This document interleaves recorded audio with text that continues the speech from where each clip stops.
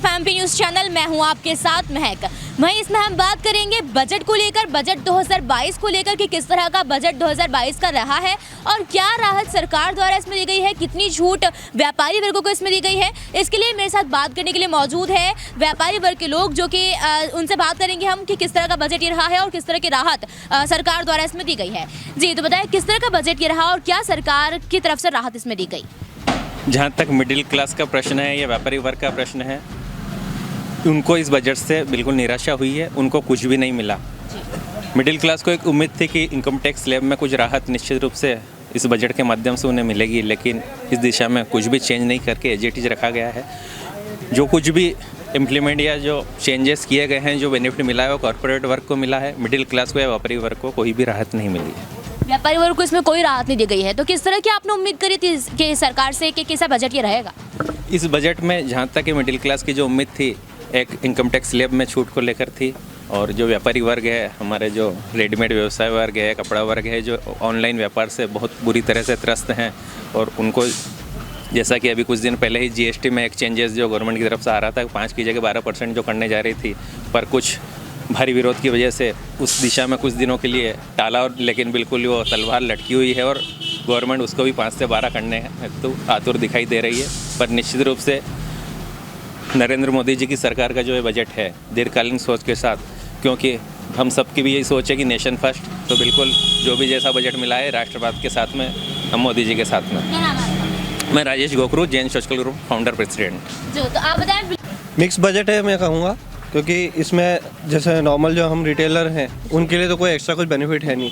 New startup वालों के लिए थोड़ा सा बेनिफिट इन्होंने दिया है, और कॉर्पोरेट वाले हैं उनके लिए थोड़ा सा और एक्स्ट्रा बेनिफिट है कि उनका स्लैब मतलब जो है वो वहीं का वहीं है। सेम एज इट इज़ हमारे लिए भी है कि जीएसटी में कुछ बढ़ा नहीं है, वो हमको एक राहत है कि 5 से 12 पर आगे का कुछ पता नहीं सकते कि बढ़ जाएगा या क्या, तो अभी वो डाउटफुल तो है ही। पर जिस हिसाब से बजट है, मिक्स बजट कहूँगा मैं इसे।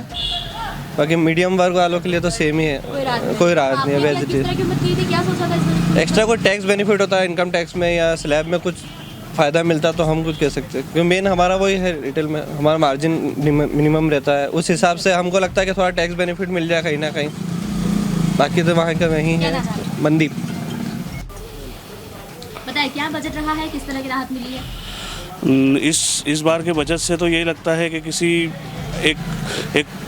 एक मध्यम वर्गीय को तो कोई राहत नहीं मिली है, ना कोई ये हमारे जैसे लघु उद्योग जैसे रिटेलर्स, हम लोग को तो कोई राहत नहीं दिखी है इसमें आपको इनकम टैक्स स्लैब में भी कोई राहत नहीं है, और इनकम टैक्स में सिर्फ इन्होंने इतना किया है कि 2 साल के लिए वो वृद्धि कर दी है, बाकी इनकम टैक्स में कोई राहत नहीं है।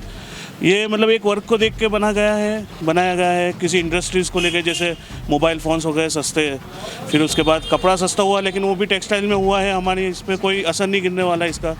ऐसी बहुत सी चीज़ें इन्होंने सिर्फ एक वर्ग को देख के ही बनाई गई है, इसलिए ऐसा लगता है कि ये बजट हमारे लिए तो कोई इतना कोई राहत नहीं मिली।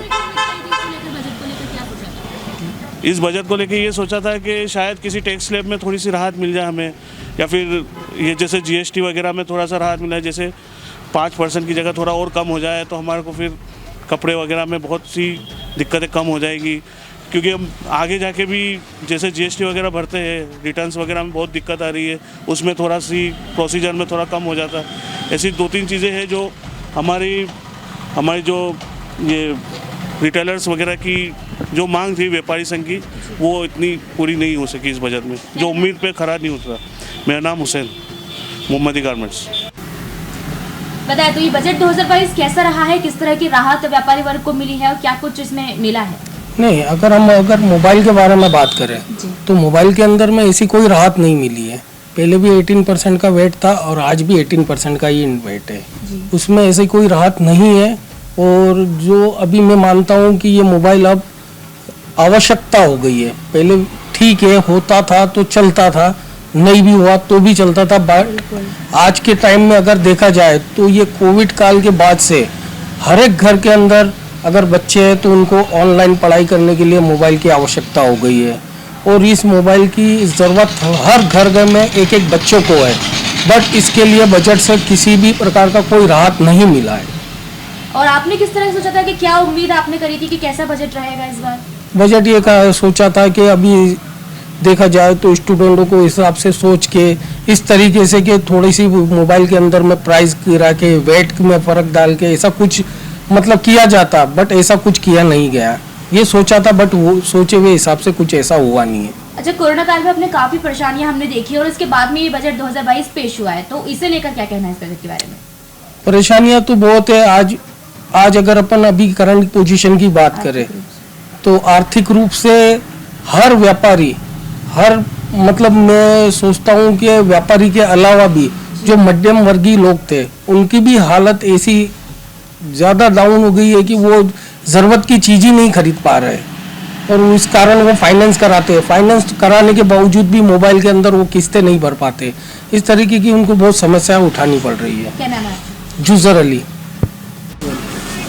बताएं किस तरह का बजट 2022 रहा है, क्या राहत दी गई है सरकार द्वारा? हमारे को कोई राहत नहीं मिली है और व्यापारी वर्ग को इसमें फ़ायदा नहीं हुआ है।